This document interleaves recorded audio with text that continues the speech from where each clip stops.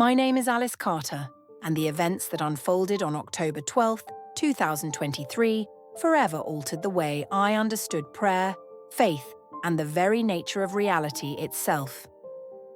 At the time, I was a respiratory therapist at a local hospital, a career that had always been fulfilling but never particularly profound. I had faith, but it was the kind of lukewarm belief that comes with routine church attendance and occasional prayers when I felt the need. I didn't truly understand the deep, transformative power of prayer or how it could influence the world in ways that defy natural laws. It all began as an ordinary Thursday morning. The sun was just rising over the horizon, casting the world in the soft, amber hues of early autumn. I had a travel mug of coffee sitting beside me in the car, its warmth filling the space as I drove to work. I remember the calmness of the moment, the almost rhythmic flow of the drive, and my thoughts occupied by the day ahead. At the hospital, I had a busy day planned, filled with patients to care for, including little Tommy, a young boy in the pediatric ward suffering from severe asthma. His condition had been challenging, and I thought about him often, hoping for some relief. I never saw the truck coming. The crash was swift. Later, I learned that the driver of the semi-trailer had fallen asleep at the wheel after working a double shift. His truck crossed the median and collided with my car, head-on. The force was catastrophic. Emergency responders later told my family and colleagues that they believed no one could have survived such an impact. I was clinically dead for 7 minutes and 42 seconds. Those 7 minutes, though, were an eternity in which I learned things about the universe, prayer, and the fabric of reality that completely transformed my perspective. The transition beyond, the moment of impact, wasn't painful in the way most people imagine death to be. Instead, it was marked by a sudden flash of light.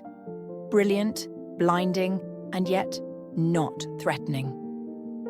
As the light enveloped me, there was a sensation of being drawn upward, as if gravity itself had lost its hold. I felt weightless, free, and in a state of complete surrender. And then, peace.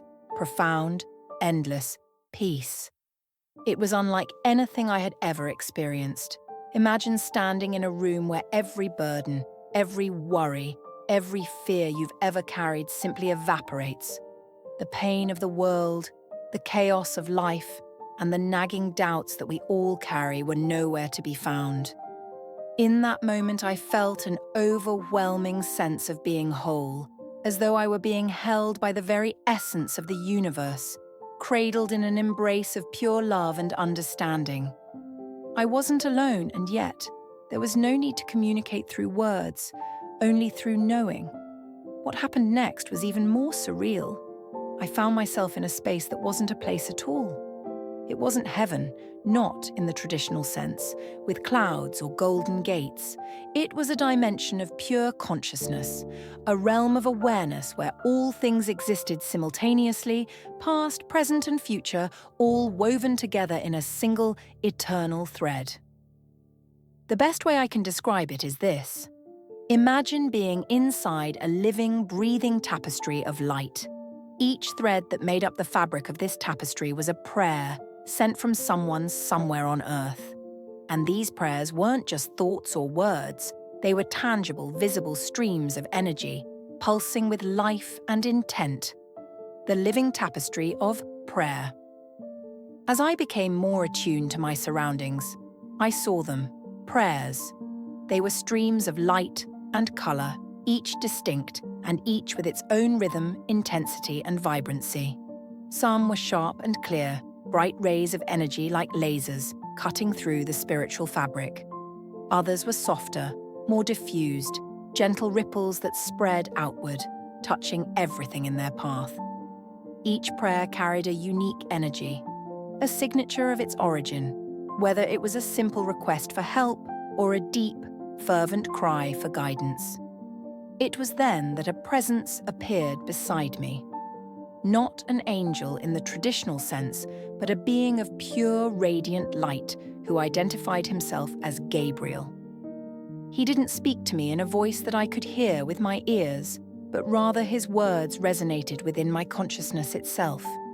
It was as if his voice was woven into the very fabric of my thoughts. "You have been chosen to witness this," Gabriel said, "because your understanding needs to grow. Through you, others will learn." And so, Gabriel led me through this ethereal realm, showing me sights and understandings that I could never have imagined in my earthly state. First, we moved closer to what appeared to be a vast, cosmic control room. It was like a divine switchboard, an intricate mechanism of light and energy where the prayers of the world interfaced with the very fabric of reality. I was astonished to see that every prayer, no matter how small, was not just floating aimlessly into the ether. They were interacting with the material world, creating shifts, nudging events, and opening doors that were once closed. Gabriel directed my attention to a particular stream of light, a prayer from a mother in Brazil who was asking for help for her sick child. As I observed, I could see the prayer energy transform. It didn't disappear or fade into nothingness. Instead, it became a catalyst for change.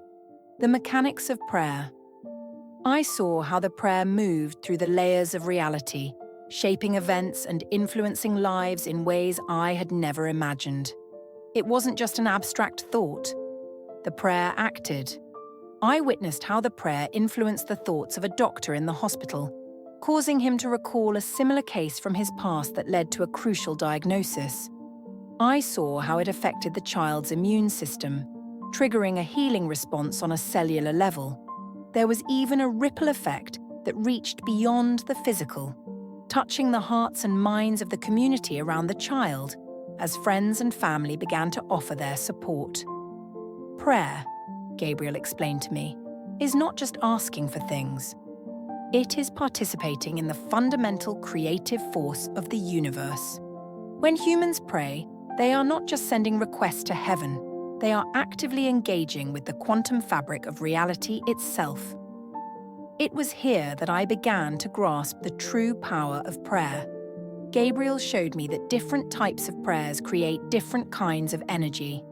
Prayers of gratitude generated golden ripples of energy, spreading warmth and positivity wherever they touched. Prayers for healing took the form of intricate patterns of green and blue light, gently coaxing the regeneration of cells, tissues, and organs. Prayers for guidance were purple streams that created paths of clarity in the minds of those seeking direction. But what left the deepest impression on me was the power of collective prayer. The power of collective prayer. Gabriel led me to a scene that I will never forget, a moment of profound revelation. A group of people scattered across different locations had come together in prayer for peace in a war-torn region of the world. Their collective prayers formed a massive network of light, a golden white energy that stretched across the land. It wasn't just a symbolic act. I saw how this collective energy began to influence the hearts and minds of the people in that region. I watched in amazement as the prayers, working in harmony, shifted the emotional and mental states of key decision-makers. Aggression and fear were replaced with empathy and understanding. It wasn't an immediate solution, but it was a shift, a change that would eventually lead to a decrease in violence and a move toward reconciliation. This, Gabriel explained, is why Jesus said, "Where two or more are gathered in my name, there am I in the midst of them." The power of collective prayer creates a resonance that opens channels for divine intervention in ways that individual prayers sometimes cannot. The weakness of ineffective prayers. Despite the beauty of the prayer energy I saw, there were also moments of sorrow. Gabriel showed me prayers that were weak, ineffective, prayers that barely penetrated the spiritual atmosphere. These prayers appeared as dim, scattered lights that flickered feebly, almost lost in the vastness of the spiritual realm. Why are some prayers so weak? I asked, curious and concerned. Watch and understand, Gabriel replied, guiding me closer to a scene where individuals were praying. I saw several sources of weak prayers, and I understood what Gabriel was showing me. The weakest prayers were those offered without real faith or conviction, prayers that were simply repetitions of words without belief. There were also prayers that were entirely self-focused, lacking any consideration for God's will or the greater good. These prayers were like hollow vessels, offering little more than empty sound. The cosmic chessboard of prayer. Then Gabriel revealed something that stunned me. A spiritual DNA structure, an intricate lattice of light that represented all the possible answers to any given prayer. Prayer, he explained, doesn't change God's mind. Rather, it changes what is possible within the framework of free will and divine law. When humans pray, they don't change God's ultimate plan, but their prayers can shift the course of events, opening up new possibilities and closing off others. It was like watching a cosmic chess game, where each prayer moved pieces on the board, affecting not only the present moment but the future as well. The road to a life-changing experience. I had always considered myself a faithful person, but my relationship with prayer was far from consistent or profound. Prayer was something I did when I needed something, when life was particularly hard, or when I was feeling disconnected. In those moments, I would say the words I knew, but they were routine, more of a ritual than a deeply felt conversation with God.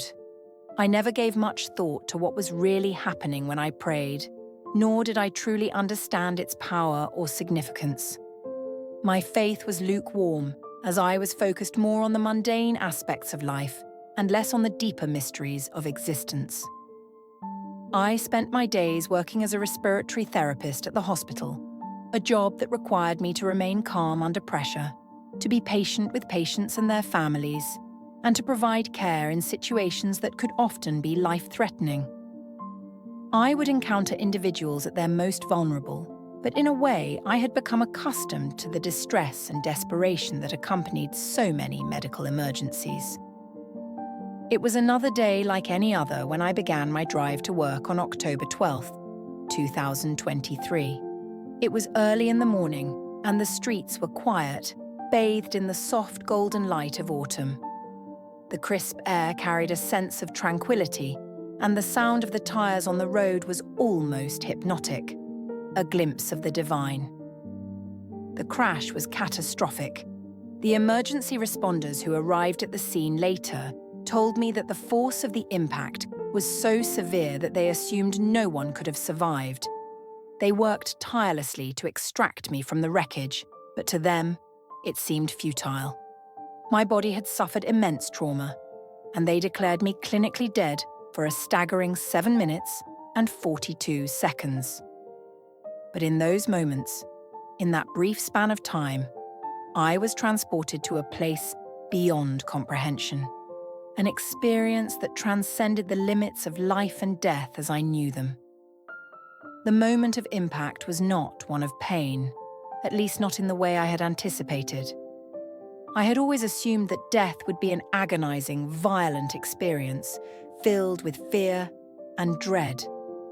But that was not what I encountered. Instead, there was an immediate flash of light, so bright and so pure that it swallowed everything. I felt myself being lifted, as though I were being pulled upward into an infinite space. And then, there was peace, the kind of peace that words cannot adequately describe. It was not a mere absence of turmoil, but a profound and overwhelming sense of calm that filled every fibre of my being. Every fear, every worry, every burden that I had carried for as long as I could remember simply vanished. It was as though I had been released from a weight I had never realized I was carrying. The threads of prayer. In this space, I became acutely aware of the presence of something beyond myself. I wasn't alone, though I couldn't see any other beings clearly at first. But then, I noticed something extraordinary. I saw them. Prayers. Prayers were not just abstract concepts or thoughts in the minds of individuals. They were actual, visible streams of energy, made of light and color, each one pulsing with its own unique frequency and intensity. I watched in awe as these prayer energies flowed through the fabric of reality, weaving in and out like threads in a cosmic tapestry. Some were bright and concentrated, like beams of laser-like light, cutting through the atmosphere with precision and purpose. Others were softer, more diffuse, like gentle waves of energy rippling outward, sending tendrils of influence into the world. It was then that a presence appeared beside me, an entity of light, so pure and radiant that I could not look directly at it without being overwhelmed.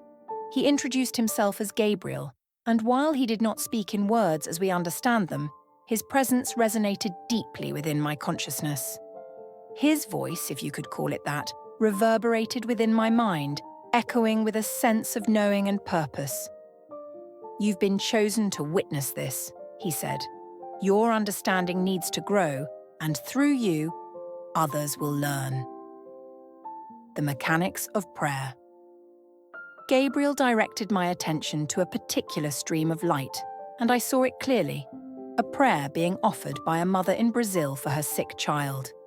The energy from this prayer didn't simply dissipate into the ether. No, it transformed. It shifted and morphed, weaving itself into the fabric of reality in ways I couldn't fully comprehend. But I could see the effects clearly. I watched as the energy of the prayer affected the mind of the doctor treating the child, prompting him to remember a similar case he had encountered years ago, an experience that led him to make a crucial diagnosis. I saw how the child's immune system seemed to respond, almost as though the prayer had directly influenced cellular regeneration. The energy from the prayer also affected the child's community, sparking a chain reaction of support and care that had a tangible impact. Gabriel's voice echoed again. Prayer is not merely asking for things. It is participating in the creative force of the universe. It is not a passive act, but an active engagement with the very energy that holds creation together. The more Gabriel showed me, the more I began to understand. I saw how different types of prayers had different effects. Prayers of gratitude, for example, generated golden ripples that enhanced the positive aspects of whatever they touched.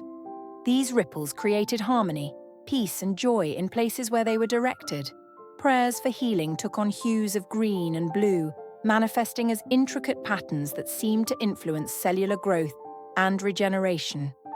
Prayers for guidance were distinct, flowing as purple streams that moved through people's minds and hearts, creating pathways of clarity in their thoughts. The more I observed, the more I realized that prayer was not just an act of personal supplication. It was a powerful force capable of shifting the course of events and influencing the very structure of reality itself. The power of collective prayer. But what struck me most profoundly was when Gabriel showed me the effects of collective prayer. He guided me to a particular scene where a group of people were praying for peace in a conflict-torn region. The moment their prayers united, something extraordinary happened. The energies from their prayers began to intertwine, creating a powerful resonance that spread like wildfire. The collective prayer formed a vast network of light, golden and white, that moved through the hearts and minds of the people in the area. I saw how these prayers began to influence individuals in the region, particularly those in positions of power. The energy from the prayers altered their brain chemistry, reducing aggression and fostering empathy. I witnessed how the decisions of key leaders began to shift as their hearts were softened and their minds opened to new possibilities. Gabriel explained to me that this was the power of collective prayer. When people pray together for the same cause, their combined energies create a resonance that opens channels for divine intervention, shifting circumstances in ways that individual prayers might not. The nature of ineffective prayers. But not all prayers were powerful. Gabriel then guided me to an area where the energy of certain prayers was weak, dim, scattered lights that barely penetrated the spiritual atmosphere. I asked him why some prayers were so ineffective. Gabriel led me closer, showing me the sources of these weak prayers. They came from people who lacked true faith or conviction. Some prayed out of habit, repeating words without thought or intention. Others prayed selfishly, asking only for their own desires without considering God's will or the greater good. Gabriel explained that the most powerful prayers were those offered with complete faith, those that aligned with God's will, and those that came from a place of genuine love and concern. These prayers had the power to transform situations, heal the sick, and even change the course of history. The return, I don't remember how I returned to my body. It was as though I was gently placed back into my physical form, the rush of light and energy receding, leaving me with a profound sense of peace. The doctors and paramedics told my family I had been clinically dead for 7 minutes and 42 seconds. But to me, it felt like an eternity. Since that day, my life has been forever changed. I now understand the true nature of prayer. It is not a mere request. It is a transformative force. I pray now with intention, with faith, and with a deep understanding of its power. My life is no longer driven by fear or doubt. I know that through prayer, we can touch the very fabric of reality, influencing the world in ways we cannot even begin to understand.